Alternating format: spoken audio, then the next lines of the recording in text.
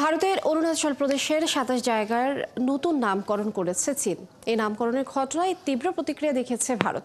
দেশটি বলেছে অরুণাচল ভারতের অবিচ্ছেদ্য অংশ ছিল, আছে এবং থাকবে। চীনের এই বৃথা ও অযৌক্তিক প্রচেষ্টা বাস্তবতা পরিবর্তন করবে না বলেও মন্তব্য করেন ভারতের পররাষ্ট্র মন্ত্রণালয়ের মুখপাত্র Randhir Jaiswal. Colour expert, George sap এবং মাইল্ড অন হ্যান্ডস টেকনোলজি সমৃদ্ধ অরিক্স ক্রিস্টাল ওয়াশ আপনার লন্ড্রি এক্সপার্ট। সংবাদ মাধ্যম হিন্দুস্তান টাইমস জানিয়েছে চীন পঞ্চমবারের মতো অরুণাচলের জায়গার নাম পরিবর্তন করেছে। বুধবার চীনের সমালোচনা করে জয়সওয়াল বলেন, ভারতের নীতিগত অবস্থানের সাথে সামঞ্জস্য রেখে তারা এই ধরনের প্রচেষ্টাকে স্পষ্টভাবে প্রত্যাখ্যান করছে। এই ধরনের নামকরণ বাস্তবতাকে কখনো পরিবর্তন করবে না। অরুণাচল প্রদেশ ভারতের একটি অবিচ্ছেদ্য অংশ ছিল, আছে এবং সবসময় থাকবে।